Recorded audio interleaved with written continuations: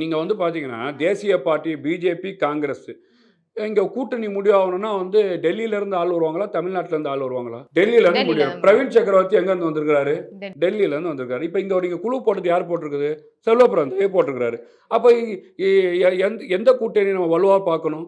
அதுக்கு காங்கிரஸ் ஒரு ஒரு ஒரு குழு அமைக்குதுன்னு சொன்னா, அப்ப இந்த குழுவ ஏன் அமைக்குது? அந்த குழுவ ஏன் அங்க போடுது? இது முழுக்க முழுக்க என்னன்னு கேட்டீங்கன்னா, குழப்பத்துல இருக்கிறாங்க. திமுக கூட்டணியில பேஸ்மெண்ட் ஆடியிருக்கு. விஜய் அவர்கள் களத்துல வந்ததுக்கு அப்புறம், பிரேமலதா மேடம் அமைதியா இருக்கிறாங்க. நீங்க ஜான் பாண்டியன் எங்க இருக்கிறாரு?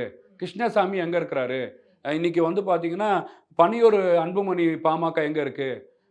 நம்ம தைலாபுரம் ராமதாஸ் பாமக எங்க இருக்கு? இது எல்லாமே தமிழ்நாட்டு அரசியல் களத்துல ஒரு கேள்விக்குறியா தான் இருக்கு.